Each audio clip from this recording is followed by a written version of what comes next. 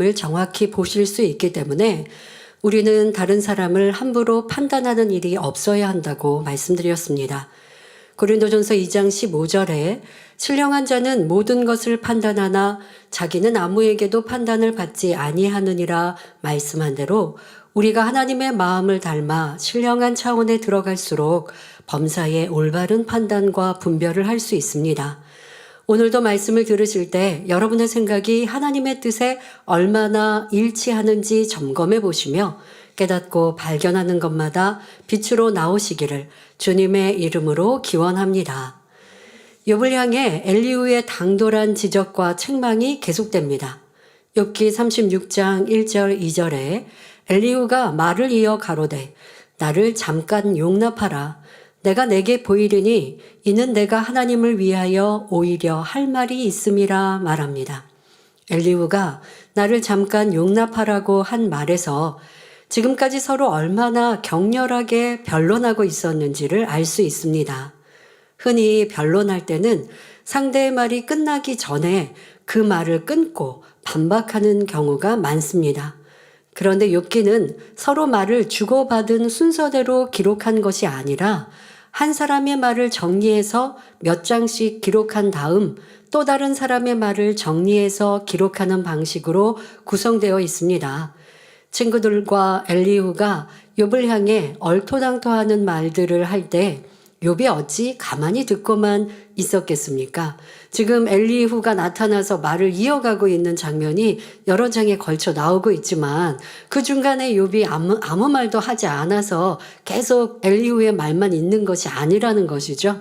엘리후가 말을 할 때 욥이 그 말을 끊고 또 아니면 욥의 말을 하고자 하는 이러한 상황들도 충분히 있었지만 지금은 그러한 상황들을 다 그때그때 나열해서 말한다면 너무 더 많은 그 기록이 남죠. 그렇기 때문에 그냥 요약해서 또 서로의 말들을 모아서 기록하여 있어서 엘리후가 계속 말하고 있지만 지금 36장 1절 2절에 엘리후의 말을 통하여서 꼭 그런 상황이 아니었구나 라는 것을 우리는 알 수 있습니다. 상대방의 말을 중간에 끊지 않고 끝까지 듣는 것이 기본적인 대화 예절이며 상대를 존중하는 태도입니다. 하지만 욥은 억울함과 감정으로 견딜 수 없는 상태였으므로 상대가 한마디 할 때마다 그 말을 끊고 자기 입장을 설명하며 반박하려고 했을 것입니다. 그러니 엘리후가 욥에게 잠깐 나를 용납하라 라고 한 것은 내가 말할 때 당신은 좀 참고 끝까지 경청해 달라라는 의미이지요. 지금까지 엘리후는 마치 하나님을 대신해서 욥을 책망하며 하나님의 뜻을 전하는 것처럼 말해왔습니다. 하지만 이는 하나님의 뜻과는 전혀 맞지 않는 말이었기 때문에 욥은 그 말을 들으려고도 하지 않았고 오히려 감정만 쌓여갔지요. 그럼에도 엘리후는 깨닫지 못하고 여전히 내가 하나님을 위하여 오히려 할 말이 있다라며 하나님을 변호하는 자세로 말하고 있습니다. 여러분들의 신앙생활 속에 또 여러분들의 대화 속에는 이러한 모습이 있지 않은지 꼭 살펴야 합니다. 지금 엘리후가 하나님을 대변하듯이 말하고 있는 것 얼마나 악하고 또 있을 수 없는 일인지 우리는 느낄 수 있습니다. 진리를 인용하지만 하나님의 마음도 뜻도 알지 못하면서 계속 하나님의 이름을 팔지 않습니까? 이것은 오늘 말씀의 소제목과 같이 하나님의 이름을 망령되이 일컫는 것이거든요. 큰 죄가 됩니다. 십계명에도 어긋나는 큰 죄가 되는 것인데 엘리후는 알지 못합니다. 지금까지 여러 장에 걸쳐 엘리후의 말만을 우리는 듣고 있지만 계속하여서 욥이 얼마나 답답한지 욥은 엘리후의 말을 납득하지 못하고 있다라고 하는 것도 부연 설명했었습니다. 그리고 그러한 입장을 욥도 그때그때마다 표현했겠지요. 그런데도 엘리후는 계속하여 내가 하나님을 대변하고 있다라고 하고 있습니다. 자, 이러한 일들은 특히 주의 종들 안에서도 참 많이 있습니다. 하나님의 말씀을 인용하여 교회를 판단하거나 지적하거나 정죄 내리거나 또 이단이라 한다든가. 그럼 하나님의 말씀을 인용하는데 하나님의 말씀을 자기의 생각에 맞는 무언가만을 인용하는 것이죠. 하나님의 권능이 나타나는데 어찌 이단이라 할 수 있겠습니까? 권능은 하나님께 속하였고 하나님의 역사가 아니면 사람을 치료하고 응답할 수 없습니다. 그런데 이단이라 말하거나 잘못되었다 말한다면 그 잘못되었다고 뭔가를 인용하는 뭔가 성경의 어떤 구절? 그것이야말로 틀린 것 아니겠습니까? 그런데 내가 하나님의 대변자다, 주의 종이다 하고 있다면 이거는 정말 잘못이죠. 이거는 큰 주의 종에게 있어서 또 교회들 안에서 신앙 안에서 있는 큰 문제이지만 여러분들의 삶 속에서도 상대가 내 생각과 맞지 않을 때 또 상대가 무언가 잘못한 것은 있어요. 그런데 그것을 지적하는데 상대가 잘 받지 않을 때 점점점 심해지다 보면 하나님의 말씀을 내 생각 또 나를 주장하면서 상대를 찌르는 그런 악한 말을 할 때에 사용한다면 하나님의 말씀을 잘못 인용하는 것이고 그렇게 말하는 내가 악한 사람이 되는 것이죠. 꼭 이 엘리후의 모습 속에서 여러분들의 모습을 찾아볼 수 있어야 하겠습니다. 진리에 어긋나는 말을 하면서 하나님을 위하는 것처럼 말하고 있으니 이는 오히려 하나님을 욕되게 하고 하나님의 이름을 망령되이 일컫는 것임을 알아야 합니다. 혹여 여러분 중에도 이런 일이 있지 않은지 돌아보시기 바랍니다. 초신자들 중에는 처음 하나님을 만나고 체험하면 집에 돌아가서 열심히 가족들을 전도합니다. 자신이 받은 은혜가 너무 감격스럽고 충만하다 보니 상대의 입장은 생각하지 않고 막무가내로 말씀을 전하는 경우가 있죠. 예를 들어 매일같이 하나님 안 믿으면 지옥 가니까 꼭 교회 가야 한다 라는 말만 반복하다 보면 상대에게는 잔소리로 들려서 오히려 교회가 싫어질 수 있습니다. 더 심한 경우는요, 이제 배우자에게 또 뭐 부모님 자녀에게 이런 하나님의 살아계신 역사, 권능을 전한단 말이에요. 그런데 배우자가 무시해요. 아니, 그런 거 진짜 있는 줄 믿어? 바보야? 뭐 이런 식으로 또 상대방도 좀 이제 격하게 표현을 합니다. 그러면 전도했던 우리 성도님들의 입장에서도 이게 감정이 생기는 거죠. 욥과 엘리후처럼. 감정이 생기니까 뭐라고 얘기하느냐? 당신 그러면 지옥 가. 이렇게 쉽게 얘기하는 거예요. 내 말을 그렇게 무시하고 우리 교회 나쁘게 얘기하면 당신 지옥 가. 그러면 상대방이 그거 듣고 어휴 지옥 무서워서 내가 당신 말 들을게 하겠습니까? 감정이 더 상해지는 거죠. 이게 뭐라고요? 엘리후처럼 진리를 인용해서 상대를 지적하는 것이고 변론하는 것이고 상대의 감정을 상하게 하는 거예요. 지혜롭지 못한 건 물론이요. 내 안에 상대가 싫은 이런 감정들을 하나님의 말씀으로 진리로 하나님의 말씀을 몇 장 몇 절 인용하지 않았다 할지라도 천국과 지옥이 있다는 건 하나님 말씀이잖아요. 근데 이것을 지금 내가 상대가 싫은 말을 했다. 상대가 내 말을 이렇게 무시했지. 그러니까 지옥 가 라고 말하고 있단 말이에요. 상대가 지금 하나님의 권능을 무시하든가 좀 하나님을 몰라서 믿지 못해서 좀 없이 여기는 말 그런 말을 하고 또 그런 상황은 지옥에 갈 상황이죠. 왜? 주님 안 믿으니까 배우자는 지옥을 현재라면 지옥 가겠지만 지옥 갈 사람에게 지옥 간다고 말하면 좋아할 사람 아무도 없어요, 여러분. 이건 감정 상하는 일이고 전도하는 게 아니라 전도가 막히는 일인 것이죠. 왜 이런다고요? 내 감정이 상하니까. 지금 나도 악한 말로 지금 상대를 찌르는 거 이것을 알아야 합니다. 자신의 지금 이제 전도하다 보면 이거는 내 충만함, 막 전도해야겠다라는 뜨거움 이런 것이 있는데 그러다가 이 충만함 속에서 두서없이 말씀을 전하며 하나님의 이름을 함부로 거론함으로 오히려 상대로 하여금 거부감을 갖게 만드는 경우가 있는 것을 봅니다.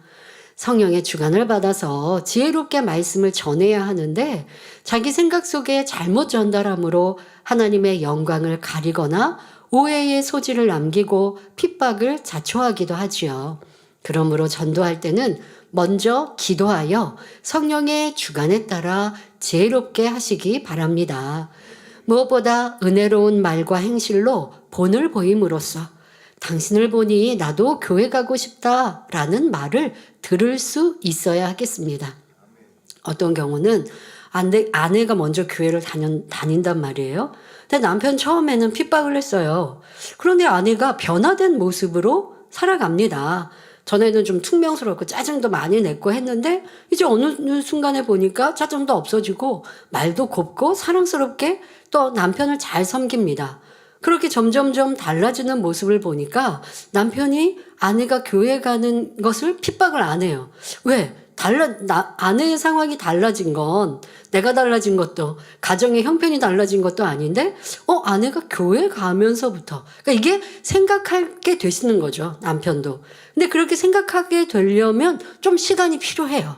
당장 내가 변화된 것처럼 나는 느끼는데 상대방은 그 느끼는 게 좀 늦을 수 있어요. 그러니까 좀 참고 기다려야 돼요. 그러니까 남편이 그렇게 생각할 때쯤 이제 핍박이 멈추죠.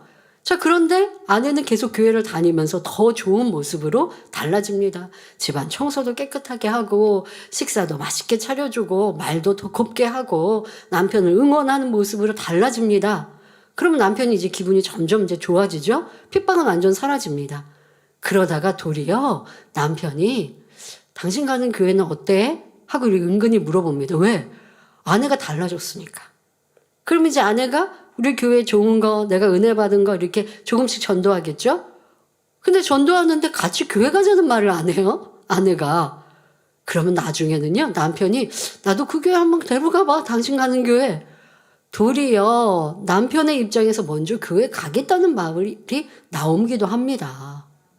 이렇게 될 수 있도록. 그러나 전도는 해야죠. 교회에 대해 PR도 하고 장점도 얘기하고. 그런데 중요한 건 내가 변화된 열매가 보일 때 상대가 우리가 궁금할 때 이때가 열매를 따는 때예요. 그러니 말만이 아니라 행함으로 여러분 삶의 변화로 먼저 전도에 많은 말보다 더 중요한 이런 전도를 이루시고 그리고 열매를 맺히시기 바랍니다. 이어지는 본문을 보면 욥기 36장 3절에 내가 먼 데서 지식을 취하고 나를 지으신 자에게 의를 돌려보내리라 합니다. 엘리후가 내가 먼 데서 지식을 취하겠다라고 말하는 이유는 자기 때에는 그동안 가까이에 있는 하나님의 말씀을 권면했던 말들을 욥이 전혀 귀담아 듣지 않았기 때문입니다. 지금까지 하나님의 말씀을 이렇게 많이 인용했다라고 스스로는 생각을 했는데 그런 말을 욥이 별로 이렇게 듣지 않고 외면하고 있단 말이에요. 그러니 이제는 하나님의 말씀을 떠나서 자신의 육적인 지식을 동원해서 창조주 하나님의 의를 밝히겠다. 즉 하나님께서 옳으시다라는 것을 설명하겠다라는 말입니다. 지금까지는 진리로 내가 하나님의 의로움과 하나님이 옳으시다. 왜? 욥은 하나님이 틀렸다라고 말하니까. 그걸 지금 반론하고 얘기했는데 이게 안 먹히니까 그러면 내가 이제 나의 지식으로 너에게 설명하겠다. 이것이 이제 먼 데서 지식으로 설명하겠다라는 표현입니다. 그러나 이 말이 얼마나 하나님을 우습게 여기며 타당하지 않은 말인지 알아야 합니다. 첫째는 우리 하나님 말씀 안에는 부족한 것이 한 가지도 없기 때문입니다. 우리에게 생명을 주고 영생의 길로 인도할 수 있는 모든 말씀이 성경 66권 안에 담겨 있다는 사실을 알아야 합니다. 만일 유명 인사나 성인 군자 또는 어떤 철학자의 말 중에 진리가 있다면 이미 그 진리는 하나님 말씀인 성경 안에 있습니다. 예를 들어 유교 경전 중 하나인 논어에는 자기가 하기 싫은 일은 남에게 시키지 말라라는 공자의 가르침이 기록되어 있습니다. 이는 성경 마태복음 7장 12절에 무엇이든지 남에게 대접을 받고자 하는 대로 너희도 남을 대접하라 하신 예수님의 말씀과 의미가 상통하지요. 또 우리나라 이순신 장군은 명량해전을 앞두고 죽고자 하면 살 것이요 살고자 하면 죽을 것이다 라는 유명한 말을 남겼는데 이는 성경을 한두 번 읽어보신 성도님들이라면 낯익은 말씀일 것입니다.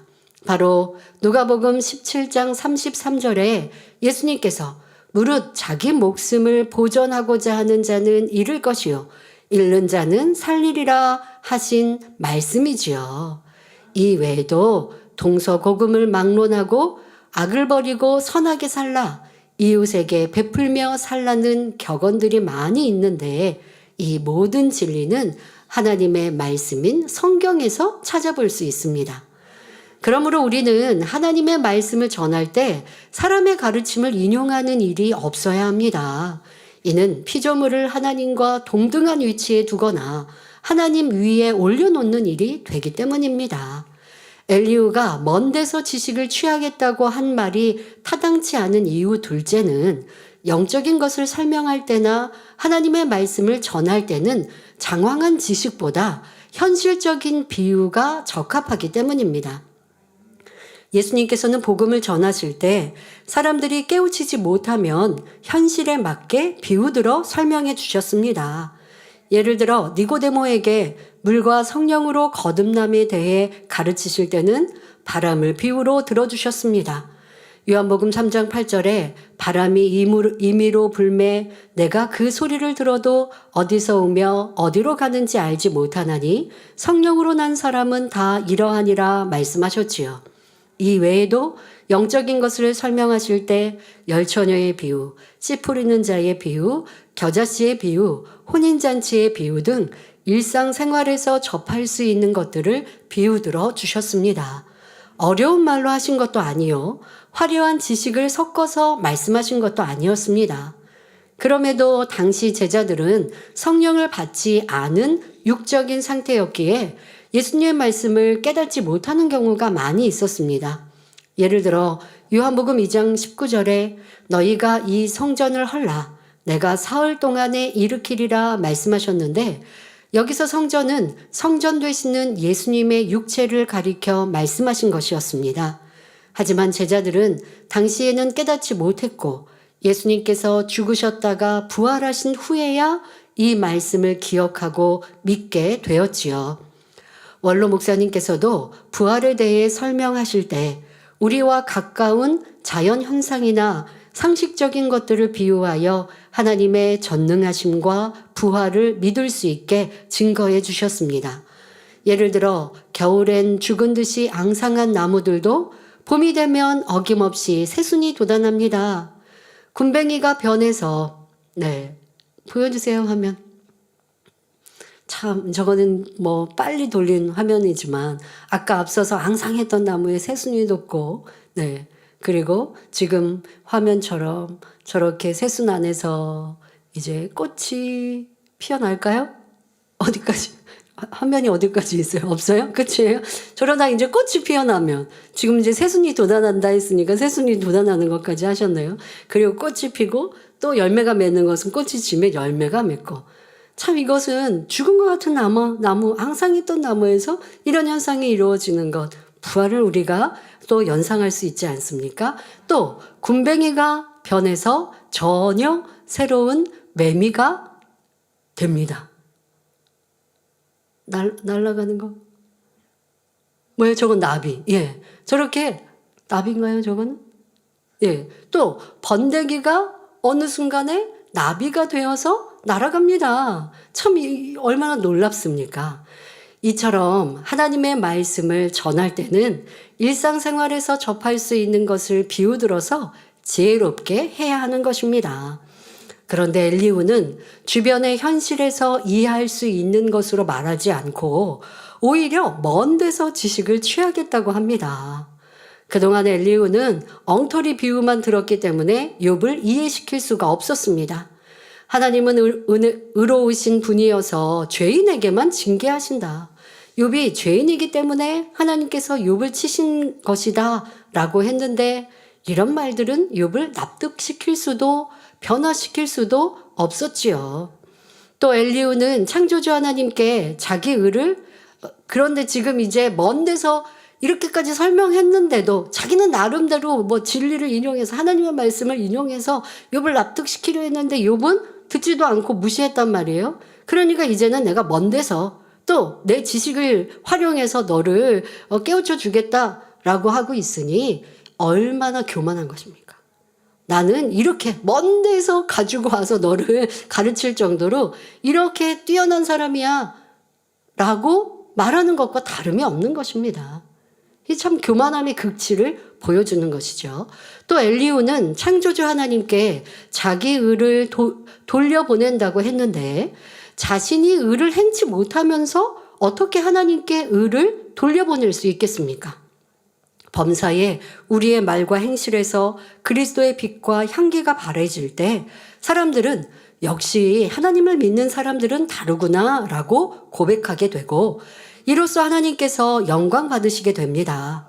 그런데 사람이 죄를 짓고 어둠 속에서 살면서 하나님 영광 받으소서 할렐루야 한다면 이는 하나님의 영광을 가리는 것이며 하나님을 욕되게 하는 일임을 알아야 합니다. 우리가 빛 가운데 살며 영의 열매를 풍성히 맺으면서 하나님께 영광 돌릴 때 이것이 곧 하나님께 의를 돌려보내는 삶인 것입니다. 하나님께서는 고린도전서 10장 31절에 그런즉 너희가 먹든지 마시든지 무엇을 하든지 다 하나님의 영광을 위하여 하라 말씀하셨습니다. 그러니 여러분의 모든 삶이 그리스도의 빛과 향기로 가득함으로 공부하든 명예와 권세를 얻든 사업을 하든 오직 하나님께 영광을 돌리시기 바랍니다. 엘리야와 같이 교만한 사람은 자기를 보지 못하고 알지 못합니다. 내 안에 의로움이 없으면서 스스로 의로운 척하고 하나님께 그 의를 돌리겠다 하고 또 참 나보다 더 의로운 욥은 의롭지 못하다 판단 정죄하지요. 이러한 모습은 세상에서도 참 많이 봅니다. 이 똥 묻은 개가 겨 묻은 개 나무란다는 것처럼 이러한 모습은 참 많이 있습니다. 그러니 겸비하고 겸손한 사람 또 성결되고 깨끗한 사람은 더더욱 남을 지적할 권세가 있어도 그래하지 않죠.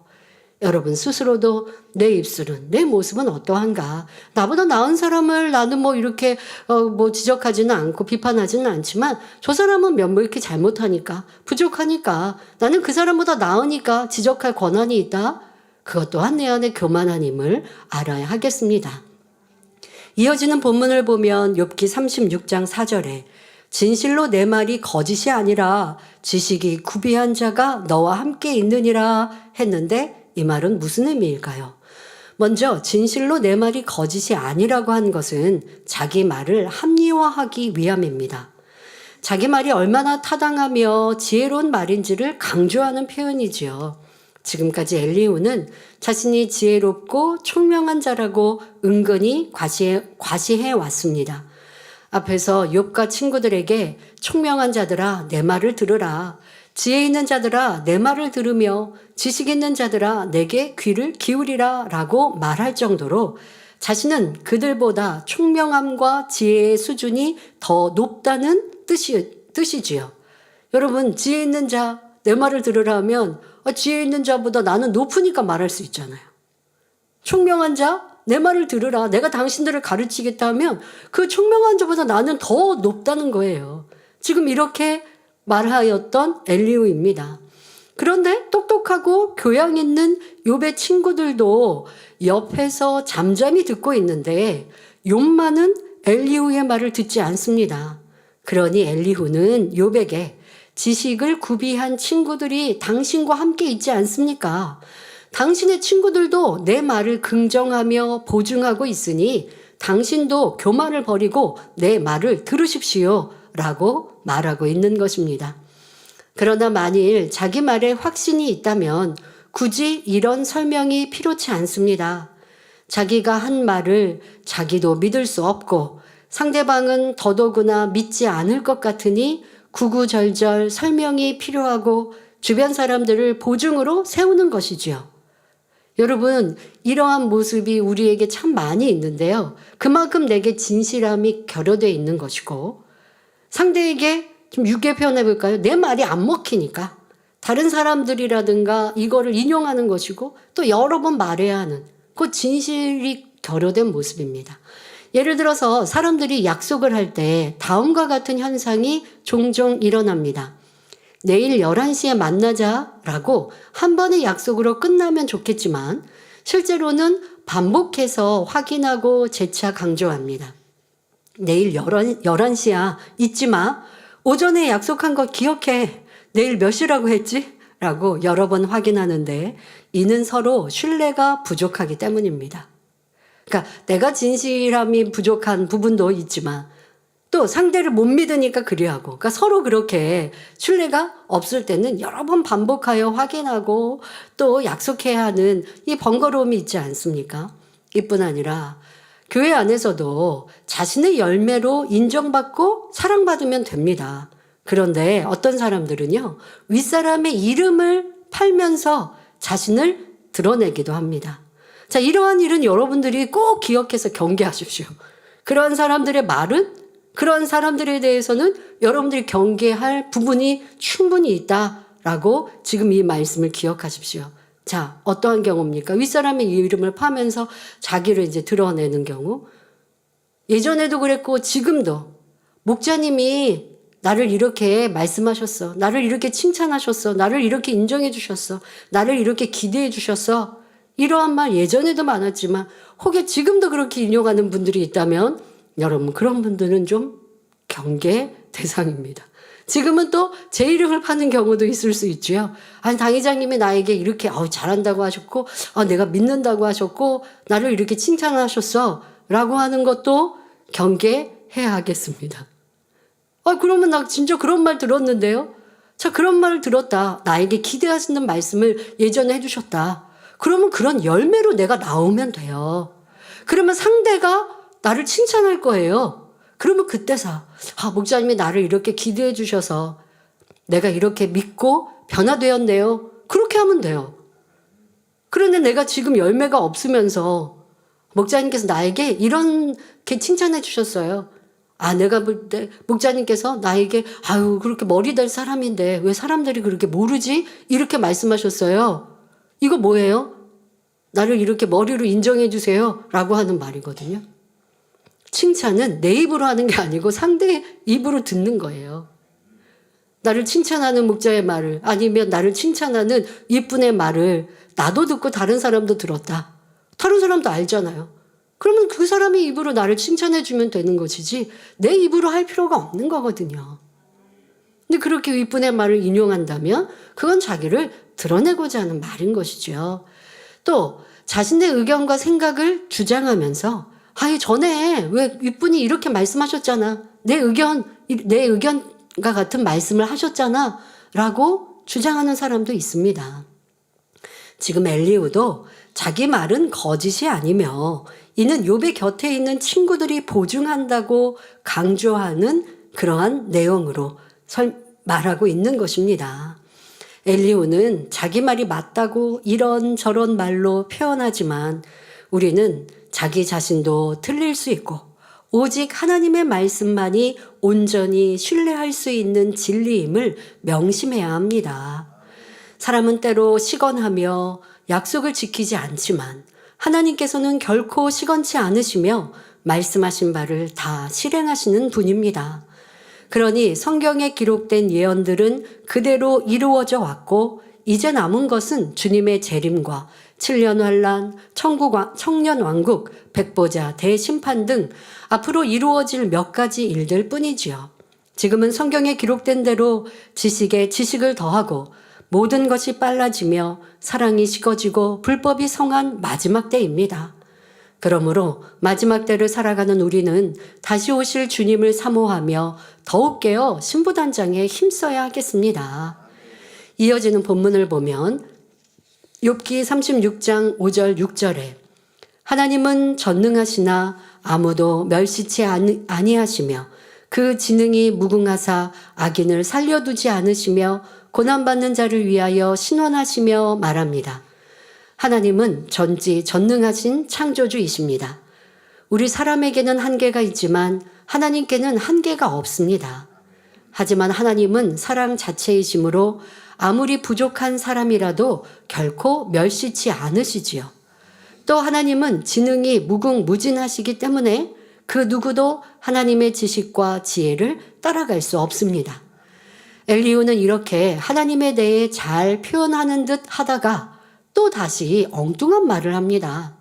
지식이 무궁하신 하나님이 악인을 살려두지 않는다 했는데 이것이 맞는 말입니까? 만일 하나님께서 악인을 살려두지 않으신다면 이 세상에 살아남을 사람은 없습니다. 우리는 모두가 하나님을 믿기 전에는 범죄한 아담의 후손으로서 원죄와 자범죄가 있는 죄인이었습니다.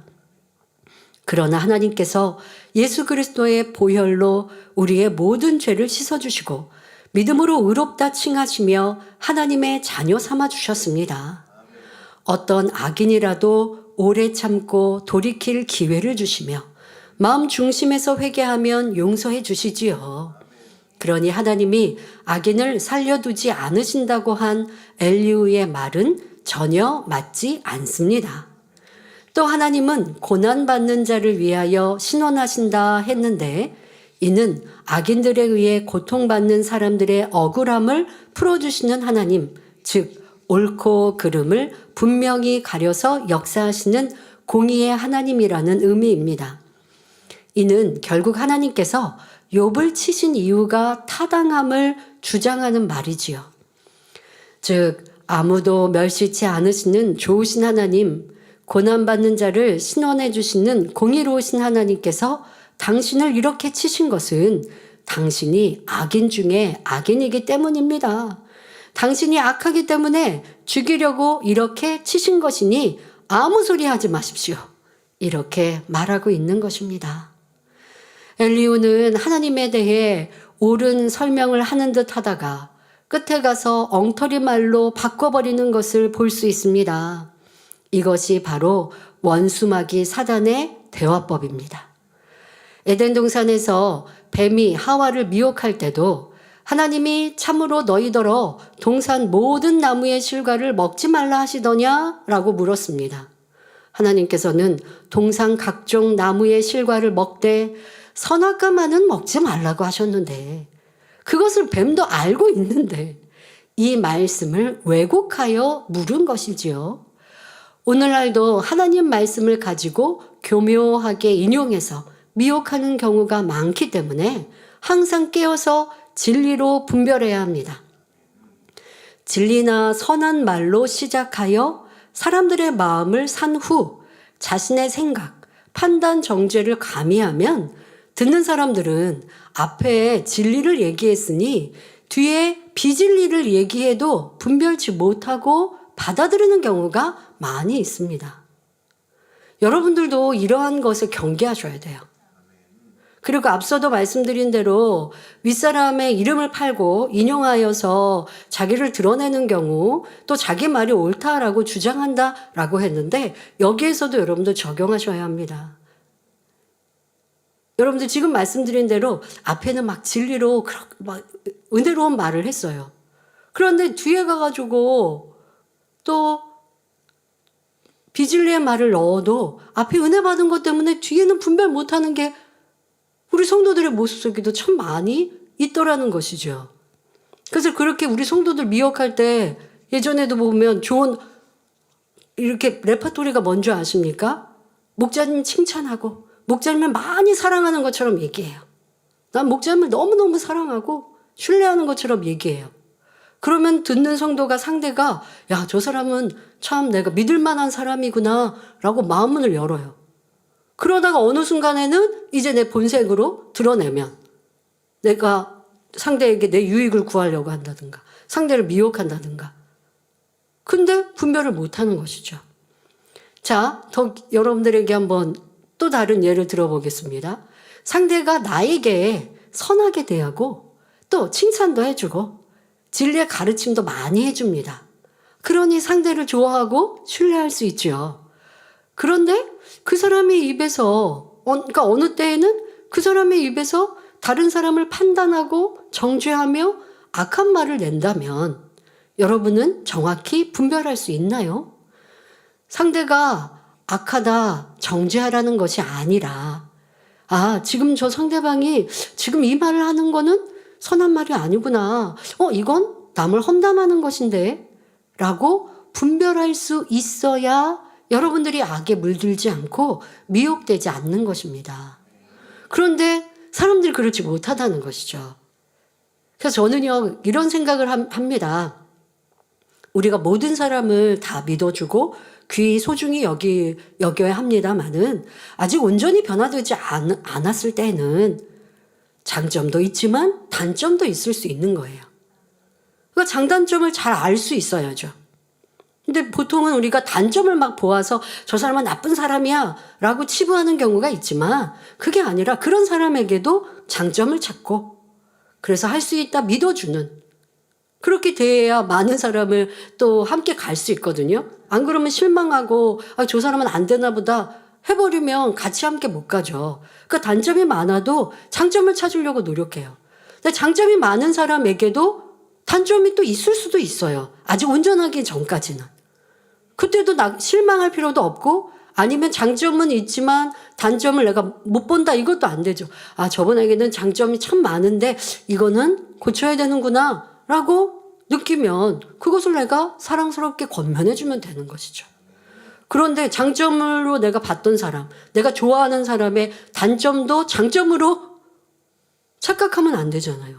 그 사람의 입에서 가끔 아니면 어떤 때 부정적인 말을 하거나 힘든 말을 한다면 이거는 믿음이 없는 말이구나. 그러니 내가 저분이 기분이 좋을 때 믿음이 있는 말로 바꿔줘야겠구나. 저분의 순간 육신의 생각을 영의 생각으로 권면해줘야겠구나. 이렇게 내가 느낄 수 있어야죠. 진리로 분별할 수 있어야 여러분도 미혹 안 당하는 것이죠. 그것을 꼭 지적하라거나 판단하고 정죄하라는 것과는 다른 것입니다. 특히 여러분도 정에 휩쓸려서 저 사람이 나에게 잘해주니까, 내가 저 사람을 좋아하니까 그 입에서 나오는 모든 말을 다 믿고 신뢰하다가는 같이 미혹당하고 같이 비진리로 빠져나갈 수 있는 것이죠. 그런 것을 잘 분별하십시오.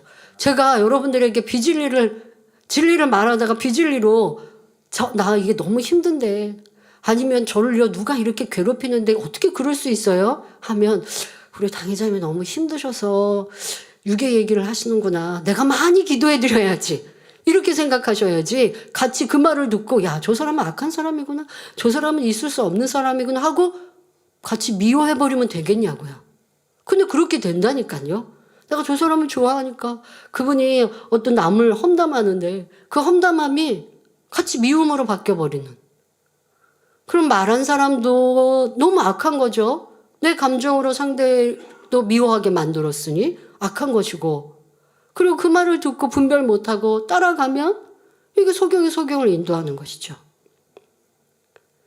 여러분들이 단에서 말씀을 듣고 제가 뭔가 잘못 가르치는 게 있다면 이명 목사님도 있고 이미경 목사님도 있고 또 우리 기획실장님 또 기획실 차장님도 있고 또 아니면 각 연합회 일꾼들이 있습니다. 그리고 저한테 전달해 주셔야죠. 꼭.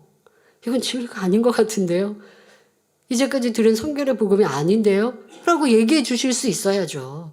그러면 저는 그걸 듣고 아멘해야 하는 것이고, 또 제가 그걸 듣고 변명하고 이유한다면 그만큼 교만해진 것이고, 그러면 안 되는 것이죠. 여러분도. 그렇다고 여러분들 말씀을 들을 때 무엇이 진리인가 비진리인가 그렇게 안 들으셔도 제가 진리의 말씀만 최선을 다해 전하는 거니까 걱정 안 하셔도 되겠지만, 딱 들을 때 분별이 되는 진리의 사람이 우리 스스로 모두가 되어집시다. 미혹받는 사람 되지 말고요. 분별이 떨어지는 사람 되지 마시고요. 왜? 그런 일들로 미혹받는 일들을 많이 보지 않습니까? 또 세상도 그렇게 미혹하는 일들, 그런 미혹의 말을 더 쉽게 편하게 신앙생활하도록 미혹하지 않습니까? 그런 것을 정확한 진리로 여러분들이 딱 분별하고 진리로 말하여 상대도 변화시키는 능력이 되시길 바랍니다. 여러분이 하나님의 말씀을 전할 때도 정확히 전달해야 합니다. 자신의 생각과 느낌 속에 말을 더하거나 빼버리면 엉뚱한 말이 되기 때문입니다. 자기 생각을 가지고 이것은 성령의 음성이다, 하나님의 뜻이다 라고 말하는 것 또한 하나님 이름을 망령되이 일컫는 죄가 됩니다.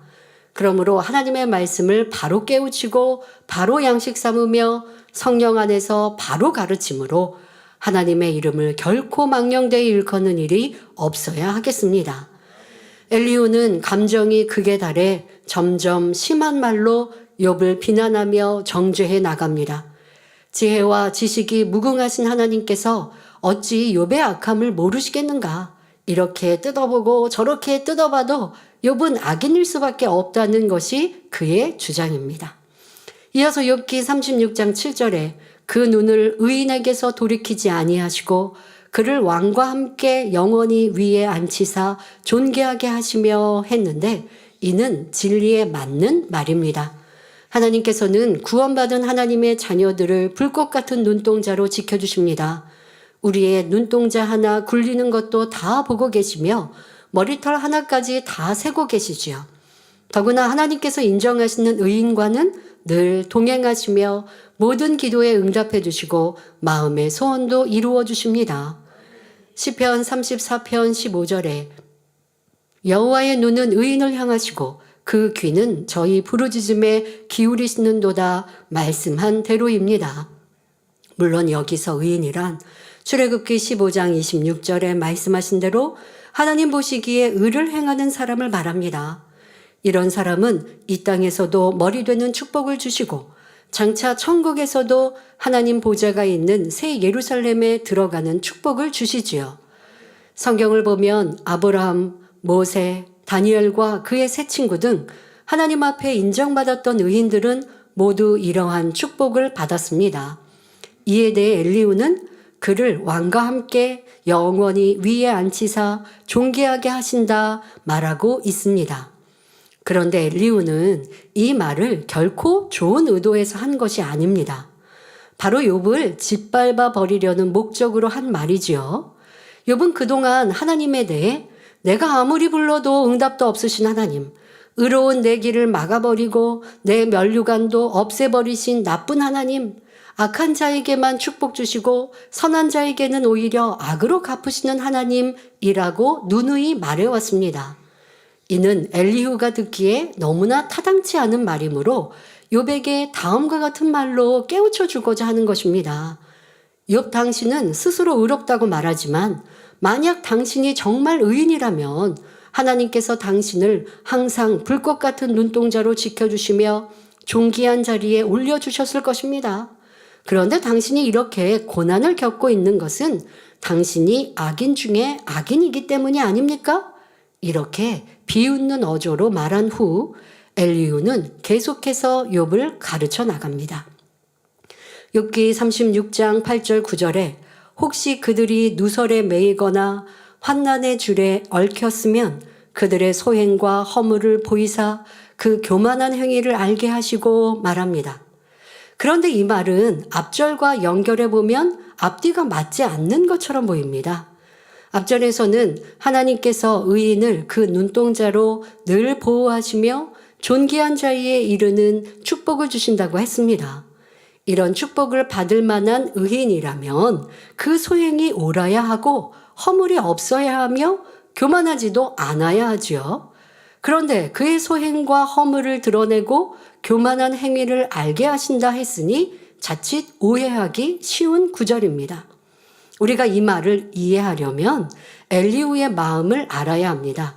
즉 엘리후가 왜 이런 말을 하는지 그 목적과 의도를 안다면 정확히 이해할 수 있습니다. 그동안 욥은 자칭 의인이 되어 과거에 자기가 얼마나 존귀한 위치에 있었는지를 거듭거듭 설명했습니다. 대표적인 예로 욥기 29장 7절부터 10절에 그때는 내가 나가서 성문에 이르기도 하며 내 자리를 거리에 베풀기도 하였었느니라. 나를 보고 소년들은 숨으며 노인들은 일어나서 서며 방백들은 말을 참고 손으로 입을 가리우며 귀인들은 소리를 금하니 그 혀가 입천장에 붙었었느니라 했습니다. 바로 욥이 나가서 말을 하면 사람들이 다 말을 멈추고 입을 닫고 욥의 말에 귀 기울였다. 나는 이렇게 존귀한 자였다라고 한 것이지요. 그러면서 욥 자신의 의는 하나님보다 낫다는 표현까지 했습니다.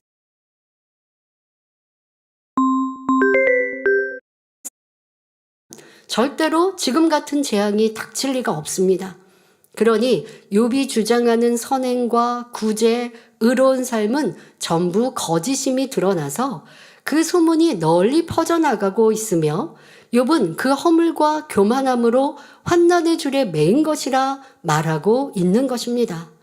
그러니까 의인을 인용하면서 절대적인 의인을 표현할 때도 있고, 또 욥이 의인이라고 자칭했기 때문에 욥을 인용해서 그래 너 욥 의인이라고 네가 말했지? 그런데 욥은 의인은 이렇게 하나님의 축복과 사랑을 받잖아. 그런데 욥 너는 왜 의인인데 이렇게 저주와 어려움을 당하지? 그러니까 여기서 지금 의인을 표현했다가 의인을 지칭하는 그들이라고 하는 표현도 나오지만 그들이 꼭 절대적인 의인이 아니라 지금 욥이 말한 의인, 나는 의인이야 라고 했던 것을 지금 도리어 비아냥거리듯이 의인이 이렇게 죄도 있구나. 의인이 이렇게 괴로움도 당하는구나. 의인에게 이렇게 허물도 많구나. 이렇게 비아냥거리면서 또 의인이라는 단어를 그들이라고 표현하면서 지금은 앞뒤가 안 맞는 말로 표현하고 있는 것입니다. 여러 날의 대화를 또 시간차의 대화를 지금 여러분들은 한 장 안에서 듣고 계시기 때문에 때로는 의인이라 표현하고 그 다음 절에는 그들이라 표현하면 앞에 말한 절대적인 의인의 표현이라고 오해하시면 안 되고요. 여기에는 엘리후의 생각과 욥을 무시하는 표현들이 다 담겨 있어서 어떨 때는 절대적인 의인의 표현이 있고 어떨 때는 욥이 스스로 자칭 의인이라고 한 것을 비아냥거리는 말이 있고 또 의인이 아니라고 말하기 위해서 이렇게 사용하는 의인의 단어가 있다라는 것을 이해하면서 여러분들이 들으시면 또 다음에 성경을 읽으시면 잘 이해가 될 것입니다. 자, 이러한 엘리후의 말을 듣고 있는 욥은 어떨까요? 너무나 기가 막힐 뿐입니다. 누구보다 정직하고 의롭게 살며 선행과 구제를 즐겨했던 욥의 입장에서는 친구들과 엘리후가 악인으로 몰아붙이는 말들을 도무지 이해할 수 없으니 계속하여 감정만 쌓여갈 뿐이었지요. 하지만 만일 육의 사람들이 엘리후의 말을 들었다면 왜? 욥은 지금 굉장히 어려움을 당하고 괴로움을 당하고 낮아질 대로 낮아졌는데도 그 입은 계속 벌려서 나는 의인이라 주장하고 있어요. 자, 그러니 사람들이 볼 때 더더욱 육의 사람, 판단 정죄하기 좋아하는 사람, 비판하기 좋아하는 사람들이 이 상황을 지금 엘리후와 욥의 친구들처럼 같이 말하지 않고 자, 이 상황을 보고 있는 제3자 그리고 육의 사람이라면 도리어 엘리후의 말을 들었을 때 야, 엘리후가 참으로 멋지다, 지당하다, 통쾌하다, 참 엘리후는 의롭다 라고 박수를 쳤을 것입니다. 이는 진리를 바로 알지 못하는 까닭이요 안다고 해도 자신의 생각에 맞춰서 해석하기 때문입니다. 이로 인해 말씀을 잘못 사용함으로써 하나님의 이름을 망령되이 일컬으며 스스로 재판장이 되어 상대를 함부로 판단하는 죄를 범하게 되는 것입니다.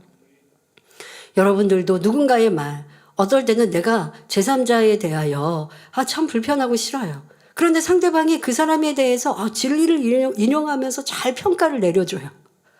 그럴 때 평가를 내릴 필요가 우리가 있을까요? 그 사람에게 권면하고 지적하는 것도 아닌데 그 사람을 들여서 이 엘리후처럼 당신에 대해서 잘 이렇게 평가해줘요. 그리고 그 말을 들으니까 맞는 말 같고 야 어떻게 저렇게 진리로 잘 분별하는가? 아니면 내 속이 참 시원하게도 저렇게 저 사람에 대해서 제3자 내가 평상시에 별로 마음에 안 들었는데 그 사람에 대해서 잘 얘기해 주는구나 라고 참 시원하다 느꼈다면 지금 말한 육의 사람들의 입장으로 통쾌하다 느끼는 것과 다를 바 없습니다. 우리는 연단의 시간에 이런저런 일들, 이 욥기를 충분히 이해할 수 있는 상황들을 참 많이도 겪었지요. 어떤 사람은 저 사람은 죄인이다, 악인이다 평가하고 또 있는 것 없는 걸 다 들어서 이렇게 저렇게 말하기도 합니다. 그럼 여러분들이 그런 말을 듣기를 좋아한 사람이었는가? 아니면 뭘 그렇게 평가하고 그 사람의 무슨 죄를 들어서 말하는가, 그러지 말자라고 했던 사람이었는가? 아니면 그런 말을 듣고 또 전하는 사람이었는가? 아니면 내가 이런 정보를 들었으니까 내가 저 사람에 대해서 잘 분별할 수 있으니까 좋다 여겼던 이런 마음이었는가? 욥의 친구들이었나? 더 나아가 엘리후의 모습은 아니었는가? 그 말을 듣고 통쾌해하는 육의 사람들의 모습이었는가? 라고 우리를 살피며 내 안의 판단, 정죄, 육신의 생각들, 이런 죄악들을 이제 벗어버려야 합니다. 그리고 다음에 여러분 삶 속에 이런 비슷한 일들과 상황들을 만나면 다시 그러한 죄악을 짓지 않는, 이제는 버린 성결한 모습이 나와야 하지요. 그러므로 하나님과 원수되는 육신의 생각을 철저히 깨트려 버리고 오직 진리로 생각하고 진리로 분별하며 진리로 말하는 영의 마음을 속히 이루시기 바랍니다. 결론을 말씀드립니다.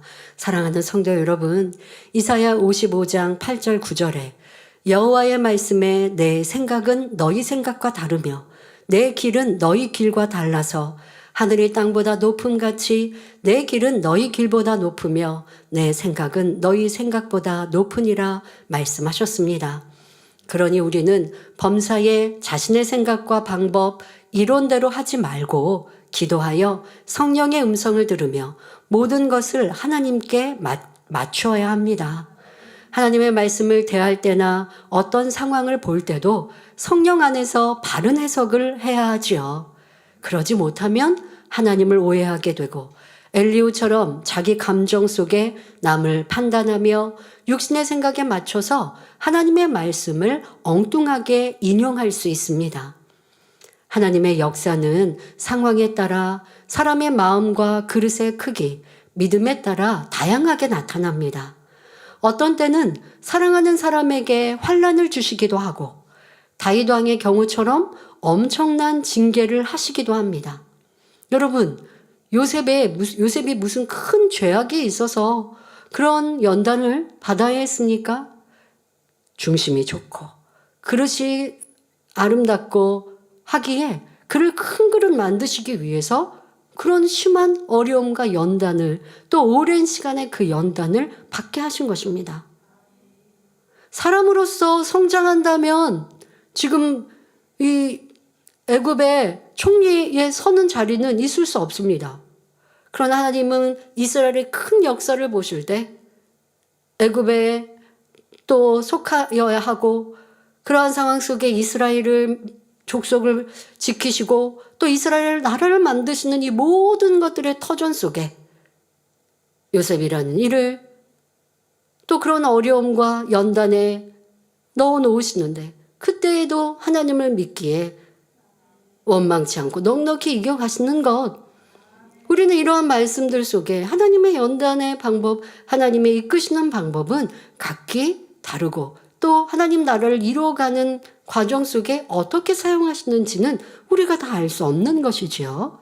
요나가 불순종하자 그를 그냥 버리셨나요? 아유, 하나님이 버리셨으니까 큰 풍랑을 만나고 하나님이 버리셨으니까 큰 물고기 속에서 죽었죠? 아니요. 하나님께서는 그를 큰 물고기가 삼키게 하셨으나 그 또한 회개시켜서 다시 사명을 감당케 하시고자 한 것입니다. 자, 그런데 성경에서는 또 하나님이 즉시로 심판하시는 것도 봅니다. 아나니아와 삽비라의 경우는 그들이 하나님의 사람을 속이자 그 즉시 저주를 받아 혼이 떠나버리도록 역사하셨지요. 이처럼 다양하게 역사하시는 하나님의 마음과 뜻을 이해하면 신앙생활에 큰 도움이 됩니다. 그런데 이러한 뜻을 여러분들이 다 이해하지 못하면서 또 오해하면 안 되죠. 바로 하나님의 말씀을 육신의 생각에 맞춰서 해석하고 엉뚱하게 적용하면 하나님의 뜻과는 전혀 다른 방향으로 가게 됩니다. 이는 수학 문제를 풀 때 적절한 공식을 사용하면 쉽게 풀리지만 잘못된 공식을 사용하면 문제가 더 복잡해지는 것과 같은 이치이지요. 그러므로 육신의 생각을 온전히 깨트려 버림으로 항상 성령 안에서 하나님의 말씀을 바로 깨닫고 삶에 잘 대입하여 아름답고 형통한 신앙생활이 되기를 주님의 이름으로 축원합니다. 말씀 sam가하시면서 함께 기도하겠습니다.